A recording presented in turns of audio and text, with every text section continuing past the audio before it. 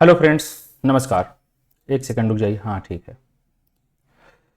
आज हमारा UP triple SC, UP पेट और यूपी पीसीएस की लोअर और जो हायर पीसीएस हैं उसके प्रीलिम्स में जो इम्पोर्टेंट सेगमेंट हैं पॉलिटी का, उसको हम देखेंगे। इसमें 112 नंबर का जो है क्वेश्चन है। देखते हैं तो कौन सा मत बृहद रूप से भारत में क्षेत्रवाद के अस्तित्व से संबंधित है। क्षेत्रवाद का क्या मतलब होता है मैं आपको बता दे रहा हूं।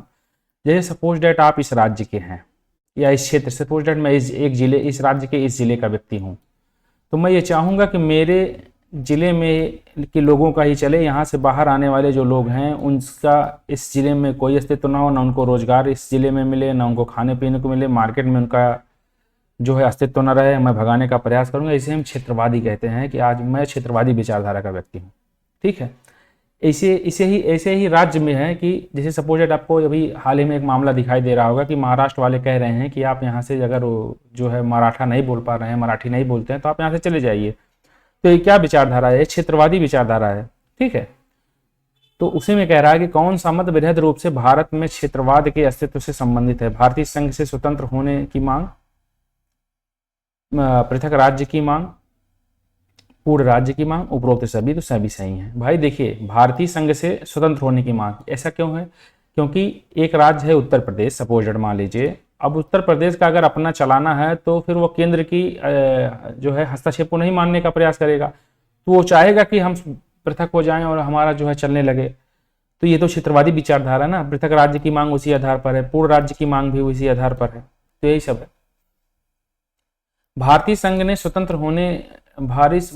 से स्वतंत्र होने की मांग, पृथक राज्य की मांग तथा पूर्ण राज्य की मांग से संबंधित मत बृहद रूप से भारत में क्षेत्रवाद के अस्तित्व से संबंधित है। आंध्र प्रदेश जैसे राज्यों का छोटे छोटे राज्यों में बंटवारा हो रहा है और दिल्ली और पुदुचेरी जैसे केंद्र शासित प्रदेशों में पूर्ण राज्य की मांग कर रहे हैं। ये भी एक क्षेत्रवादी विचारधारा है कि भाई हमारा अस्तित्व हो पर्टिकुलर रीजन में।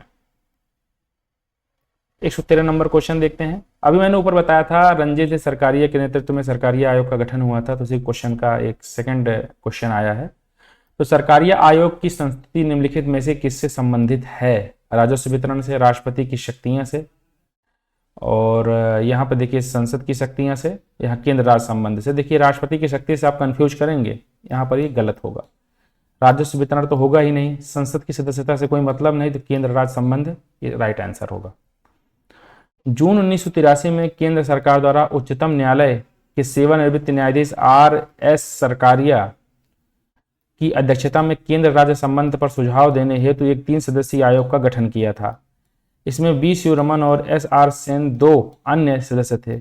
इस आयोग ने अपनी अंतिम रिपोर्ट 247 सिफारिशों अक्टूबर 1987 में और उसका एक सार आधिकारिक तौर पर 1988 में जारी किया। ठीक है।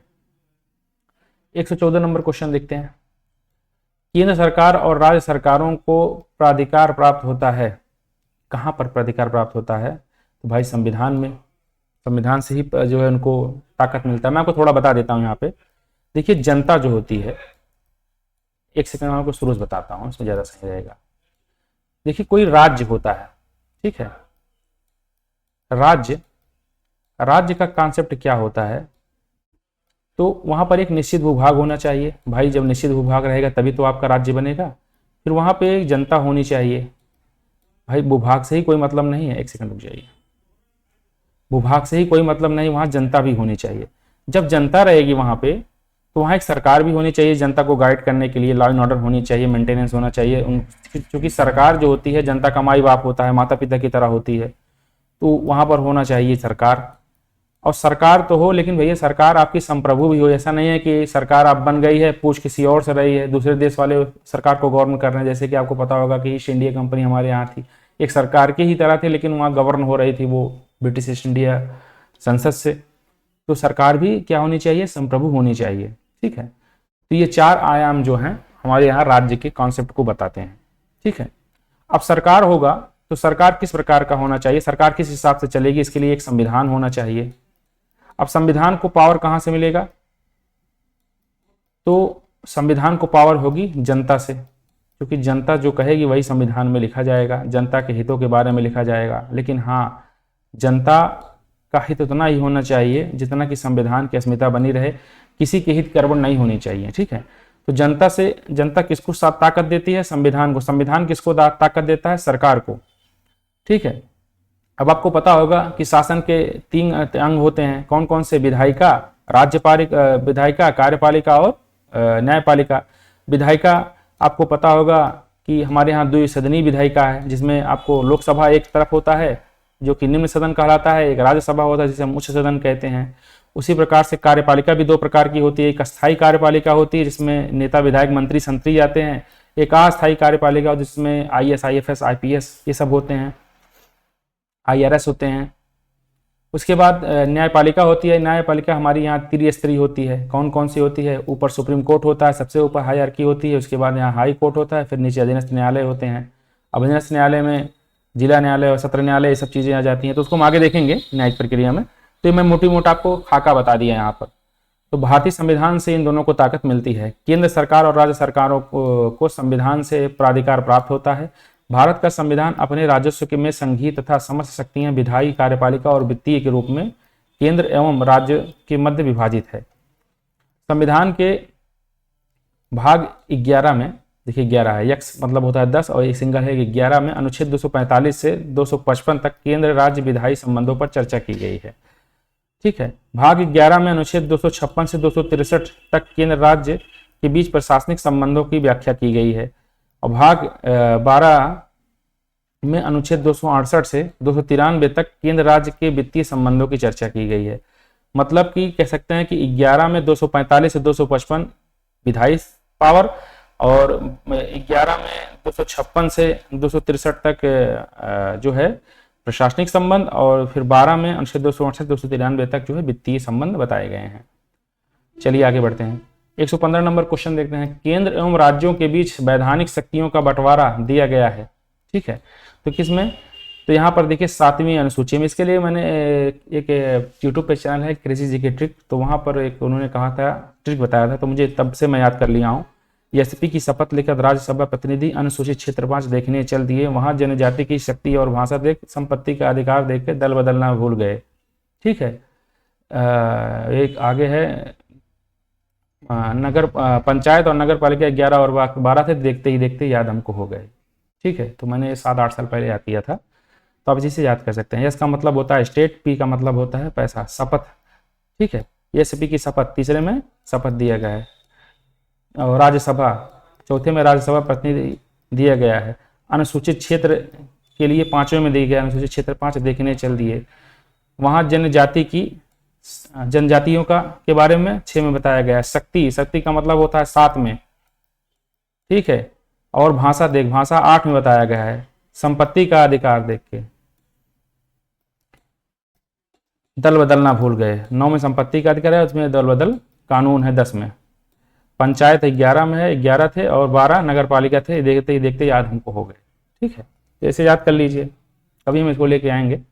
और वहाँ पे नहीं तो आप जाके देख लीजिए, क्रेजी जी के ट्रिप पे बताया हुआ है, उस बंदे ने बहुत अच्छा बताया है, तो वहाँ आप देख सकते हैं, मुझसे अच्छा उसने बता दिया है और मैं वहीं से याद किया हूँ, तो आप भी वहाँ से याद कर सकते हैं। ठीक है, चलिए, तो ये 7वीं अनुसूची है। केंद्र और राज्य के बीच वैधानिक शक्तियों का बंटवारा अनुसूची 7 में के अंतर्गत दिया गया है। 7वीं अनुसूची के तहत संघ सूची में 100 विषय हैं, राज्य सूची में 61 विषय हैं, समवर्ती सूची में 52 विषय हैं। ठीक है, अब मैंने कल आपको बताया था कि 249 के तहत जो है, यदि राज्यसभा चाहे तो राष्ट्रीय हित में एक रेजोल्यूशन पास करके अपने यहाँ केंद्र सरकार को या संसद को यह रिकमेंडेशन कर सकते हैं कि राज्य के संबंध में आप कानून बना सकते हैं। ठीक है, तो ये रहा आपका। तो उसके बाद देखते हैं 116 नंबर क्वेश्चन। संविधान के द्वारा केंद्र और राज्यों के बीच राजस्व का बंटवारा किया गया है। ठीक है, तो कनाडा के संविधान के अनुसार तो भैया गलत है राजस्व का बंटवारा। अमेरिकी के संविधान के अनुसार ये भी गलत है। भारत सरकार अधिनियम 1935 के अनुसार यही सही है और यहीं से राजस्व का बंटवारा किया है। आपको पता होगा कि 50% एवं या 35%, जो मैं अभी रिकॉल कर पा रहा हूँ, 35% जो है, अधिक से अधिक जो है हमारे भारत शासन अधिनियम से ही सारी चीजें ली गई हैं। केंद्र और राज्यों में राजस्व वितरण की व्यवस्था बहुत कुछ भारत शासन अधिनियम 1935 का अनुसरण करती है। भारतीय संविधान के भाग 12 में अनुच्छेद 268 से 293 में केंद्र और राज्यों के बीच वित्तीय उल्लेख है। ऊपर उन्होंने बताया था कि भाग 12 में 268 से 293 तक, 268 से 293 तक, याद कर लीजिए 268 से 293 तक केंद्र और राज्यों के बीच वित्तीय संबंधों का उल्लेख है। संघ सूची में वर्णित विषय पर संघ को कर लगाने का अत्यधिक अधिकार होता है। अत्यंतिक अधिकार है मतलब अल्टीमेट पावर है। और राज्य सूची में वर्णित विषयों पर राज्यों को कर लगाने का अत्यंतिक अधिकार है। समवर्ती सूची में केवल कुछ ही करों का उपबंध है। ध्यातव्य है कि राज्य सूची में उल्लिखित विषयों पर लगाए गए करों को राज्य उद्गृहित करके अपने पास रखते हैं, जबकि संघ सूची में वर्णित विषयों पर लगने वाले कुछ कर पूर्णतः या अंशतः राज्यों को वितरित किए जाते हैं। तो कहने का मतलब यह है, जैसे आपका जीएसटी है, मैं आपको बता दे रहा हूँ, जीएसटी के 3 स्लैब बनाए गए हैं। एक होता है सीजीएसटी। सपोज डेट आप मान लीजिए कि ये आपका हो गया संघ सूची से संबंधित, ठीक है। यस जीएसटी स्टेट जीएसटी होता है, ये राज्य सूची से संबंधित हो गया। और आईजीएसटी इंटीग्रेटेड जीएसटी होता है, ये आपका समवर्ती सूची से हो गया। इसी तरह आप याद कर सकते हैं। तो इसमें सीजीएसटी में वसूलता तो केंद्र है, लेकिन कुछ परसेंट अपना जो है वो राज्य को भी देता है। जैसे इस प्रकार सीजीएसटी इसको पूरे तरीके से कौन वसूलता है, राज्य सरकार वसूलती है। आईजीएसटी को भी जो है केंद्र सरकार वसूलती है, ठीक है। तो ये है 117 नंबर देखते हैं। भारतीय संविधान के अनुसार निम्न में से किसे अवशिष्ट शक्तियां प्रदान हैं? तो भैया केंद्र जी को अवशिष्ट शक्तियां प्रदान है। भारतीय संविधान के अनुसार अवशिष्ट शक्तियां केंद्र को प्राप्त है। आपको पता होगा कि अनुसूची 7 में शक्तियों के बंटवारे के बारे में बताया गया। इसमें 3 प्रकार की शक्तियां हैं, एक संघ सूची है, एक राज्य सूची है, एक समवर्ती सूची है। संघ सूची में 100 विषय हैं, राज्य सूची में 61 विषय हैं और समवर्ती सूची में 52 विषय हैं, ठीक है। संघ सूची पर कानून कौन बनाता है? तो केंद्र बनाता है। राज्य सूची पर कानून कौन बनाता है? तो राज्य बनाता है, लेकिन 3 कंडीशन ऐसे आते हैं जिसमें राज्य सूची के विषय पर भी केंद्र संघ जो है कानून बनाता है। कौन कौन से? तो पहला आपातकाल के कंडीशन में 352 जब लगा हो तब, या यदि राज्य चाहें तो अपने यहाँ प्रस्ताव पारित कर देंगे कि हमारे लिए आप कानून बना सकते हैं, तो फिर वो राज्य उन राज्यों के लिए उस पर्टिकुलर 2 राज्यों राज्य 2 या 2 से अधिक राज्य जब ये प्रस्ताव पारित करेंगे तो उन पर्टिकुलर जो 2 राज्य पास किए हैं, 2 से अधिक राज्य और यहाँ प्रस्ताव पारित किए हैं, उनके यहाँ कानून बना सकते हैं और वह कानून उन्हीं के राज्यों में लागू होगा। यदि और चाहते हैं तो राज्य उस कानून को लागू करवाना तो वो भी अपने यहाँ प्रस्ताव पास करेंगे। 2 हो गया। तीसरा होता है आर्टिकल 249 के तहत, यदि राज्यसभा को यह लगता है कि यह पर्टिकुलर मामला या पर्टिकुलर क्षेत्र राज्य सूची का विषय है, लेकिन वो अंतर्राष्ट्रीय संबंध से संबंधित है या इंटरनेशनल रिलेशन से संबंधित है, तो उसके लिए भी अपने यहाँ रेजोल्यूशन पास करके राज्यसभा यह कहती है कि इस विषय में कानून संघ बनाएगा, ठीक है। 118 नंबर क्वेश्चन देखते हैं। भारत एवं अमेरिका की राजनीतिक व्यवस्था के बीच निम्नलिखित में से कौन सी विशेषताएं समान हैं? आवश्यक शक्तियां केंद्र के पास हैं? नहीं। आवश्यक शक्तियां राज्यों के पास हैं? ये भी नहीं है। आवश्यक शक्तियों के पास पॉकेट वीटो की शक्ति होती है। उच्च सदन में कुछ मनोनीत सदस्य होते हैं, तो यहाँ पे तो होते हैं, वहाँ कोई ऐसा कंडीशन तो हमने नहीं सुना है भाई, क्योंकि इतना एलिब्रेशन इस लेवल का क्वेश्चन मैं कहीं बता दूं तो मुझे नहीं पता है राष्ट्रपति अमेरिका के इतनी गहराई से। तो यहाँ पर देखिए 3 नंबर क्वेश्चन, यहाँ पे क्वेश्चन नंबर देखिए आंसर नंबर ए लिखा है, ठीक है। अब इसमें देखते हैं क्या है। एक सेकंड इसमें देखिए, एक सेकंड रुक जाइए। इसमें 3 नंबर लिखा हुआ है कि राष्ट्रपति के पास पॉकेट वीटो है। तो हमारे राष्ट्रपति के पास तो पॉकेट वीटो है। अब अमेरिका के पास देखते हैं क्या है। बाकी ये सब आवश्यक शक्तियां जो होती हैं ना, वो केंद्र या राज्य के पास नहीं, सीधा राष्ट्रपति के पास ही होती हैं वहाँ पे अध्यक्षात्मक शासन प्रणाली में। यहाँ तो केंद्र राज्य के पास हैं, केंद्र के पास यहाँ पर हैं। आवश्यक शक्तियां राज्य के पास तो होती नहीं है, तो पूरा गलत मान लिया जाएगा। मैं थोड़ा एलिब्रेशन कर देता हूँ, मेरे दिमाग में आ गया है। देखिए वहाँ पर अध्यक्षात्मक शासन प्रणाली में समस्त पावर जो होती है वो राष्ट्रपति के अंतर्गत होती है, जबकि यहाँ राष्ट्रपति नाम मात्र का है, तो कोई समानता नहीं है, तो गलत हो जाएगा। दूसरा, आवश्यक शक्तियां राज्यों के पास होती हैं, तो यहाँ तो राज्यों के पास होती नहीं है, तो यहाँ पर होती नहीं, तो वहाँ की बात छोड़ दीजिए, तो ये गलत ऑलरेडी हो गया, तो समानता हो ही नहीं गई। फिर उसके बाद राष्ट्रपति के पास पॉकेट वीटो है, यहाँ पे है, वहां मुझको नहीं पता है, इसलिए मैं इसको लगाने से चूक रहा था। फिर देखिए यहाँ पर लिखा है कि उच्च सदन में कुछ मनोनीत सदस्य, उच्च सदन का मतलब होता है राज्यसभा में, और यहाँ जैसे राज्यसभा वहाँ सीनेट है, तो वहाँ पे मनोनीत होते हैं कि नहीं मुझे नहीं पता है, लेकिन यहाँ होते हैं, तो समानता जो है यहाँ भी नहीं हो सकती, इसलिए यहाँ पर केवल 3 ही आंसर होगा, जो कि पॉकेट वीटो तक है और राष्ट्रपति से तुलना ही की गई है। कोई भी बुद्धिमान व्यक्ति जो थोड़ा बहुत पढ़ा है और उसको तुक्का प्रणाली के बारे में पता है तो इसी के साथ जाएगा, क्योंकि ये सबसे सरल और आसान तुक्का है। ठीक, भारत एवं अमेरिका की राजनीतिक व्यवस्था में कुछ समानता है तो कुछ असमानता है। जहां भारत में अवशेष शक्ति केंद्र के पास है, वहीं अमेरिका की राजनीतिक व्यवस्था में अवशेष शक्ति राज्यों के में निहित है। ठीक है, यहाँ पर देखिए क्लियर हो गया कि अवशेष शक्ति जो है अमेरिका में कहाँ पे है, राज्यों में निहित है, यहाँ केंद्र के पास है। भारत में उच्च सदन में कुछ सदस्य राष्ट्रपति द्वारा मनोनीत किए जाते हैं, 12 सदस्य द्वारा, आर्टिकल 80A के तहत। ठीक है, जबकि अमेरिका में ऐसा नहीं है। इस असमानता के अलावा कुछ समानताएं भी हैं, जैसे कि संघीय व्यवस्था, न्यायिक पुनर्विलोकन, राष्ट्रपति पॉकेट वीटो की शक्ति, जैसे यहाँ पर ऐसे वहां पर भी है। राष्ट्रपति का सेनाओं का सर्वोच्च कमांडर होना, सुप्रीटेंडेंट कमांडेंट। उसके बाद उपरोक्त में विकल्पों में से केवल विकल्प 3 सही है, तो आपको ये क्लियर हो गया होगा कि वहां अवशेष शक्तियां किसके पास होती हैं, राज्यों के पास होती हैं। ठीक है,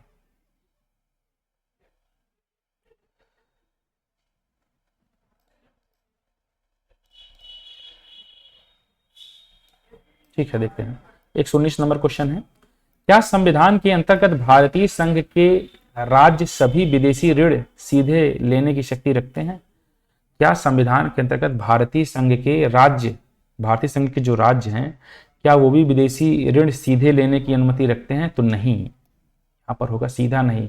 राज्य स्वतंत्र नहीं है कि आप ऋण ले लीजिए किसी और देश से या विदेश से या IMF से। ठीक है, तो संविधान के अनुच्छेद 292 से 293 में केंद्र और राज्य को उधार लेने की शक्ति प्रदान की गई है। भारत की संचित निधि की साख पर केंद्र देश के भीतर या विदेशों से ऋण प्राप्त कर सकता है, पर कोई राज्य या विधानमंडल द्वारा नियत समय के भीतर ही ऋण ले सकता है, वह विदेशों से ऋण नहीं ले सकता है। ठीक है, ये सही है। अब हमारा आ गया नया टॉपिक, न्यायिक ढांचा सर्वोच्च न्यायालय और उच्च न्यायालय। ठीक है, तो इसको हम कल सोच रहे हैं करेंगे, क्योंकि थोड़ा थोड़ा पढ़ के चलेंगे ज़्यादा ठीक रहेगा, और मैं अभी वीडियो ज़्यादा बड़ा नहीं करना चाहता हूँ, क्योंकि लोगों को उबाऊ ना हो इसी कारण। ठीक है, तो कल हम अपना जो है न्यायिक प्रणाली स्टार्ट करेंगे। ठीक है, नमस्कार।